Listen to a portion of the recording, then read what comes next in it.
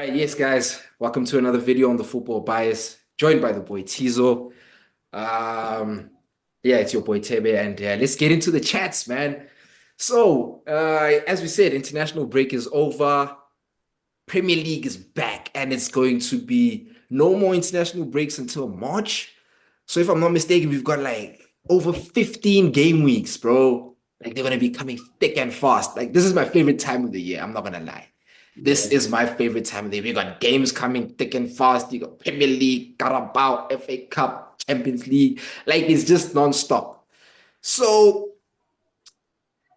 yeah, it's been a very tumultuous time for the Gooners. But before we just touch base on that, something I want to just shed a few minutes on Chelsea, bro. Do you think these guys are actually serious contenders for the title? Because essentially them and Arsenal are on the same level number of points.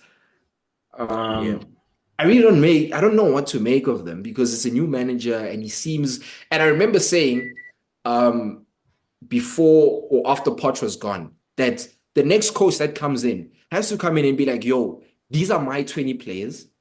The rest of you guys, right? I don't know what was going to happen with you guys. And that is exactly what he did. He came through, he's like, these are my 2025. This is my main starting 11, 14 with the bench, whatever. And then you guys are the other guys. Mm. Where do you think they land on the spectrum? Should we be taking them serious? Or is it just a thing of like, let's see how the year unfolds and then we'll take it from there? I think they're definitely here to stay. They need to be taken seriously. I don't think they're quite ready for like a title charge as yet. But I think they're definitely like in the top four race. They're not where they are by chance. They've played Arsenal, Liverpool, and City, you know. Um, that's telling. I mean, you look at the fixtures that they've also got coming up in what the next 15 game weeks that we're Mm, looking at, and it's not really like massive. The most intense fixtures that they've got there mm. are like your Villa that they've got in 2 weeks, and I think they've got Spurs in about 4 weeks. you know so they're in a really good place, but I think the next few weeks are also going to be very telling as how far like this project actually is, because if they're going through the next 15 game weeks and they're winning something like 12, 13, and maybe only losing one or two of those, Mm. then who knows, they might even be pushing for third place, you know as opposed to just top four. you know um so I definitely think that they're in a good place. Also, because of the point that you're making, that he came in and he literally said, "These are my guys. This is who I'm playing with," and so far it seems to be working. I think that also gives you a lot of confidence as a player to say, "Okay, as big as our squad is, I'm part of the mix, and Mm. I'm an integral part of the mix." And even the guys that are on the fringes, you look at their bench, you know, it's a quality bench. Like they're not shoehorning players in just for the sake of it. It's just like, okay, if you're not performing, like we've seen with Enzo, Mm. where it's just like you're gonna wait on the wings and you're gonna play the extra minutes. You're gonna play when the other guys are tired, when the other guys are getting a rest, regardless of your price tag. You know, and I think I Yeah. I, I like that. That shows that he has a very clear vision of what he's trying to do at Mm. Chelsea, and I think that the team is responding to that. That's very true. That's very true, man. And then what do you make of Manchester United? What do we expect from Ruben Amorim? And the thing is, what's very funny for me is like Man United fans, rightfully you're getting gassed. You got a new manager, the old guy's out. But for me, bro, like the way they're getting gassed because they see him wearing a Montclair hoodie, and bro, they're like, this guy came through in a Montclair hoodie. He's the guy. He's so stylish. He's gonna take us. And then now the PR comes from the club where they're releasing the training videos, and you see him praising Mason Mount, which is rightfully you getting gassed, bro. Do you think Ruben Amorim goes on to become a success, or if we look at the first, because they've got Man United have Arsenal coming up, so they've got two very nice games against Ipswich, Everton. Then when you look after Yeah. that, They've got a tough game. Then it's away to Arsenal. Eventually away to Man Hmm. City. So the fixtures he's got an okay start, Ipswich and Everton, but then it gets really tough. What do you, Yeah, if you were a Man Arsenal. United fan, in the first 5 games, what would you like to see to give you hope of something positive coming out of this? I think win your first two against Ipswich and Everton because on paper, based on current form, those are the most winnable fixtures. Because after that you've got Arsenal, Nottingham Forest, and City. Mm, Where if you come out with a point in any of those three games, you can kind of look at that positively, considering what else is going on. And then the nice thing is that after you come out of that, you kind of have the nice, relatively, because Bournemouth hasn't been a nice fixture for the big teams this season. They've got Bournemouth and then Wolves and then Newcastle. So I think it's kind of a mixed bag, but it'll also give us a very good sense of Ruben Amorim because it's not like an easy start. It's not like mm, he's got 5 easy games. It's just yeah. like you literally, it's a walk in the park. Even if your team doesn't really have an identity, you can Mm, kind of like just scumbag your way to a victory. hmm. I think even with the Ipswich game, the Everton game, those aren't going to be like walk in the park games. You Yeah. know, those are going to be games where it's just like you have to have a very clear idea of what you're trying to do, and the team has to buy into it. You know, um, I think I'm really looking forward to seeing how it goes against Ipswich. I know it's his first game, but he's had the Same. benefit of having an international break before jumping into that first game. So Mm, that kind of gives you 2 weeks to really spend some time with your players, get your mm, ideas into these players. And even the ones that are away on international duty, those are like your marquee players. So you're expecting them to come in and very quickly mm, adapt. You've had time of working with the players that are kind of on the fringes, your Mason Mounts, your Lenny Yoros, your mm, Tyrell Malassias. Like these are players that haven't got a lot of game time. So trying yeah. to get them up to speed, was gonna be the hardest part of the job. And you've had like a 2 week head start on that. So, look, I think they're right to be gassed. Any club would be gassed when you've got a new manager in, Yep. particularly with where they were at with their previous manager.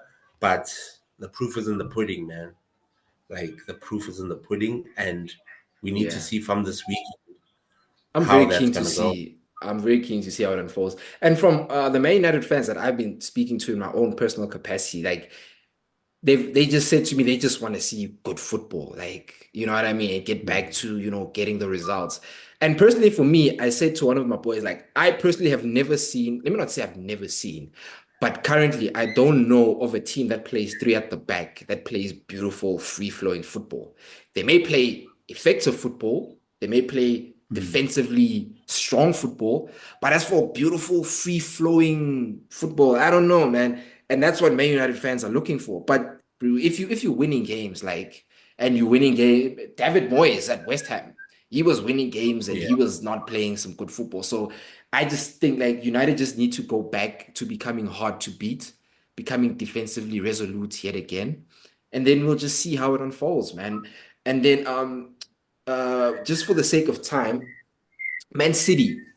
KDB back, 2 weeks off for the likes of Ruben Diaz, John Stones, Akanji. They've got some players coming back from injury. Still no Rodri.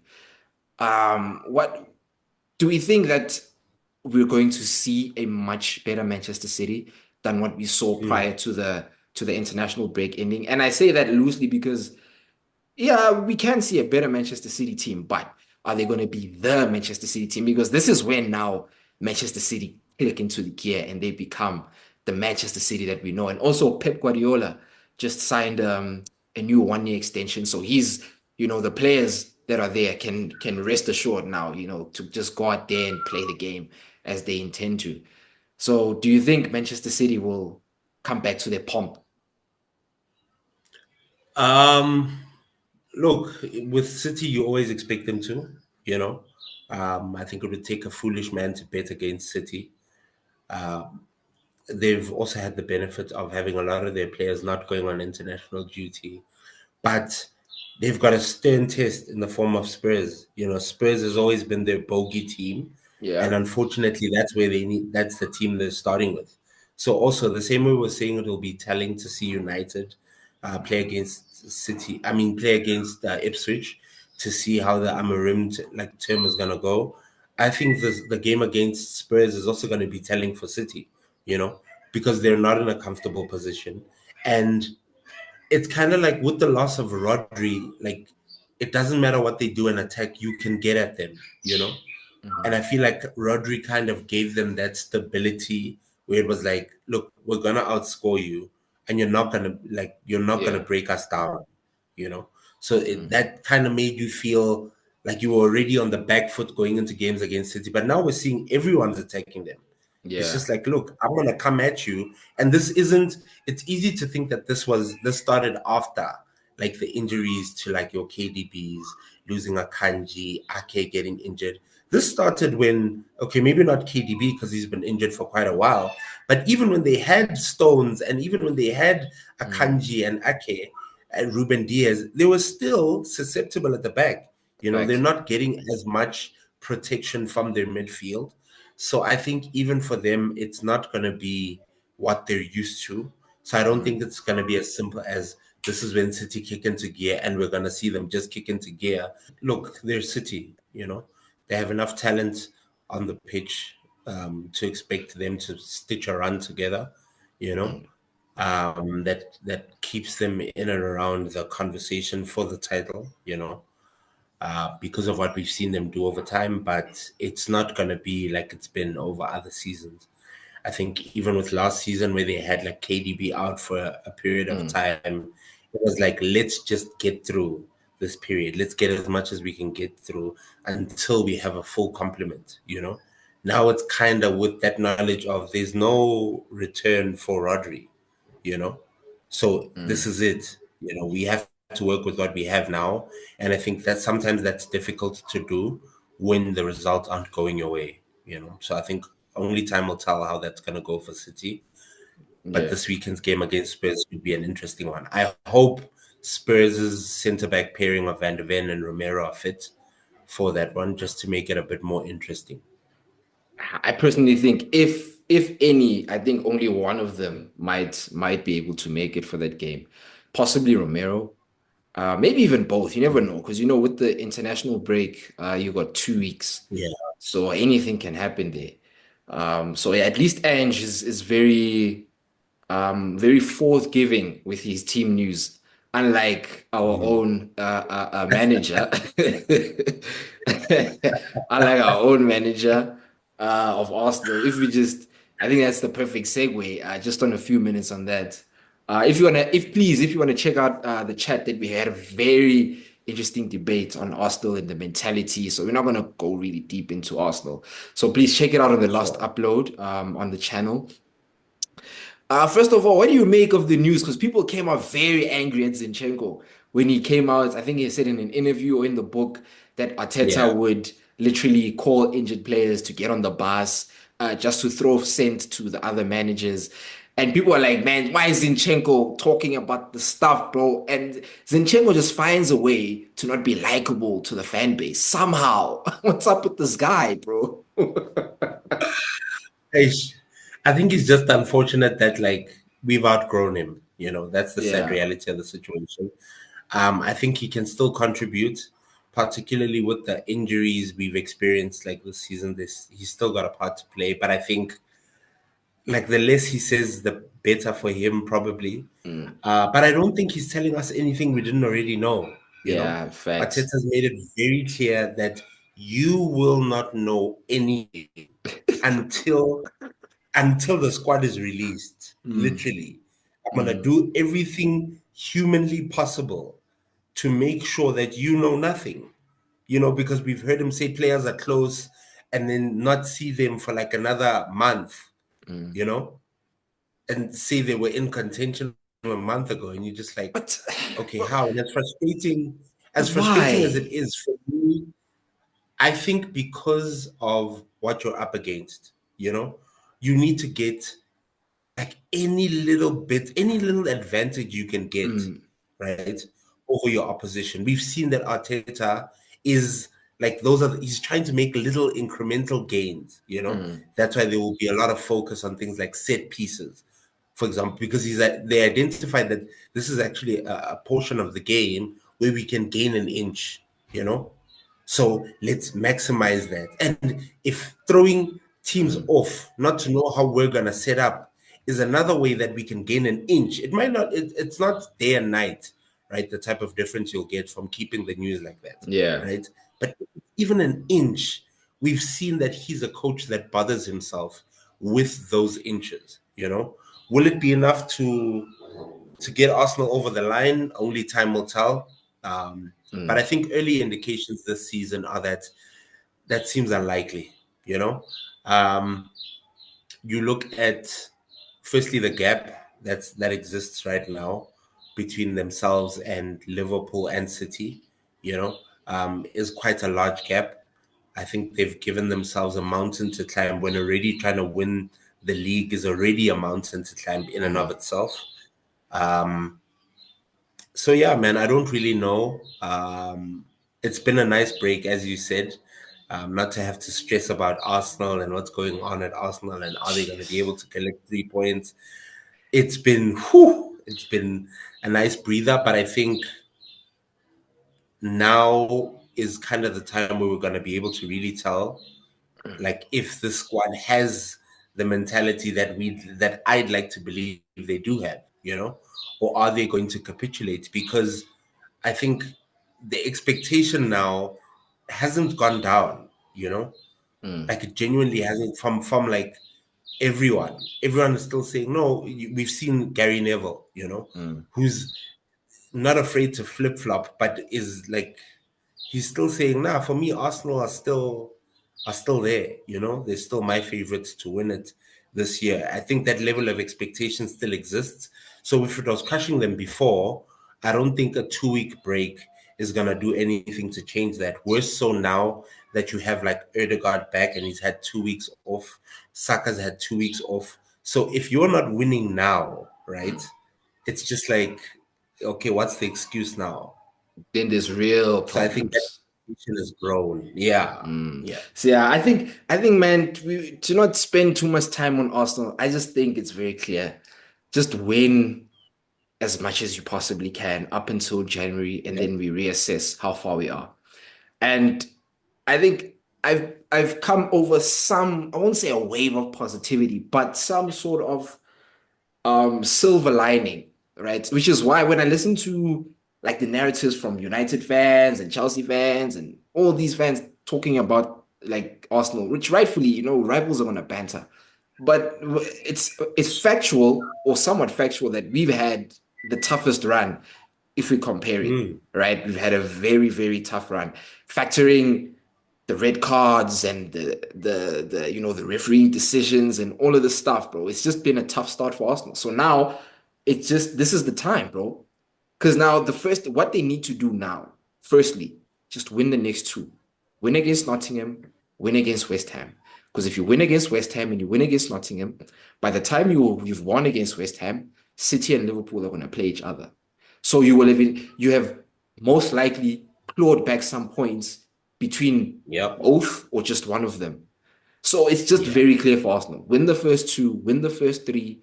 The fixture run is favorable. Just win. Just go out and win, guys. That's all. I don't want to talk about a lot simple. of things. I don't want to have many deep. I want to Mm-hmm. debunk like tactics Win. and Arteta and the transfer window with Sterling. Just Mikel, put 11 players on the pitch and leave with 3 points. That's all. By hook, by crook, Yeah, by whatever you need to do it, bro. Just do it. I think that's yeah, just how it is with Arsenal. They just need to do it. Come to the party, right? And then 100%. just to close it off, man, I think Liverpool are in a very precarious situation for me, right? Because I see it with the fans, bro. The fans are nervous, right? They're Yep, positive, but they're nervous because they're in that position that we found ourselves in at some point last season and the season before, where yep, everybody's like, "This is your title," but nobody thinks like, guys, we've got what? 2022. How many more games left of the season? You know what I Now mean? Like 28. We've only played two 28. games. We've only played 10. We've got 28, 27 games to go. Right? Yeah. It's very tough to come out and say with chest that you are the favorite. But everybody, the narratives, the media, and all of this stuff can spin this. And then you Yeah. look at the fixture run. Got Man City coming up next. They're going to Man United. They've already been to Man United. They're going to Man City. They got Spurs coming up. You know what I mean? So Yep. the fixtures are going to start toughening up. And when you look at the fixture congestion that's coming up, they're still in all competitions, just like Arsenal, just like Man City. So it's very interesting. I don't really know what to make of Liverpool because when I watch them, bro, I'm impressed, and I'm not sold, man. And I don't Mm. have to be sold. This is just my own personal opinion. I think they've been the best team in the league. This team in this year, they've had the best Yep. fixtures. Right? Fixtures bring form. It's just that's the facts of the matter of how I look at this. Right? I would be very surprised if I look at the fixtures that they've played and they're not top of the league or close to rather top of the league. But I Mm. didn't think they'd have a 7 point gap. So that's where Manchester City and Arsenal now have been, doing their own things and not keeping up. I don't know what to make of this, man. Do you think they just come January, right? If you were to predict, do you think they still at the top? And then at that point, do you think they have it in them to just stay top and just go the whole way? Or is there just a lot, or is there a lot more to unfold between now and the end of the season? Mm. I think for all teams, particularly Liverpool, they've got quite a tricky run of games. After Southampton this weekend, they've got City and then Newcastle right after that, and Mhm. Newcastle away. You know, Then it's Everton that's really away, Merseyside derby. you see. So Hmm. I think then they've got Fulham. So it's not cut and dry any longer. Hmm. So Hmm. I think now we're really gonna see if these guys are as good as they've made us believe they are, by stitching the run that they've put together. I think all indications are that they are, though. We are Yeah. seeing Yeah. Salah back to his best. We're seeing Van Dijk back to his best. We're seeing Trent looking Konate. good. Konate's just We're went up a seeing, level. Jeez. yep, and really for the most part, we've seen Van Dijk have to shoulder a lot of like Mm. the defensive burden. We're now in having a partner like Konate available over an extended period of time Mm-hmm. maybe has helped Van Dijk also step up to be like, hey, actually, finally, I've got someone else that I can look to and be like, I can count on you. You know, Mm-hmm. we've really seen that happen. I think Slot has also brought a lot of calm, to the Liverpool setup. It's just like they like there's positivity all around, Um, but I think the proof is really out there. We're gonna see now with these next few games. We're really gonna see what Liverpool is about. But what a good position for them to be in. You know, I think if you can put any team, even us as Arsenal fans, if you put any team in that position, that's the position you want to be in. Yeah. You know, you wanna have a gap, regardless of the reason as to why you have that gap. You've got the gap. Mm-hmm. Now it's on you to make it count, especially because they've been in this position before. You Yep. know, so that knowledge of like City's not going to stop coming at you. Now there's Arsenal as well. There's Chelsea in there as well. So there's teams that are literally fighting to like pull you back. We've Mm-hmm. seen they've already gone down to Nottingham Forest, which was unexpected. So look, it's gonna be tricky. It's gonna be tricky for them, but let's see how it goes. Yeah, let's see how it goes, man. So yeah, that was our preview for the upcoming weeks to come. So please keep it locked on the Football Bias. We're gonna be bringing a lot more content, a lot more vibes, a lot more chats. So yeah, please, man, keep it locked. So in closing, what I will say to the Scousers is that last season, right? Not 11 games in, 21 games into the season, we were 7 points behind Liverpool. And after 38 games in the season, we finished 5 points ahead of Liverpool. That's a 12-point swing, bro. So 7 points might seem like a lot, but let's not forget, it's only November. You don't win the league in November. I've never seen anybody win a league in Nope. November. But at the end of Nope. the day, the statistics also do tell us that anyone that's been 7 points behind at this stage of the season does not catch up to win the league. Stranger things have happened. We never thought Man City, we never thought anybody would win 4 leagues in a row. It's happened. So, hey, man, you Scousers better watch yourselves. Anyway, man, Thizo, thank you so much for the chats, bro.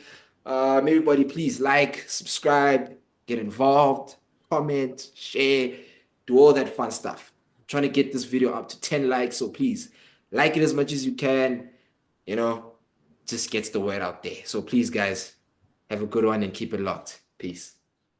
Please.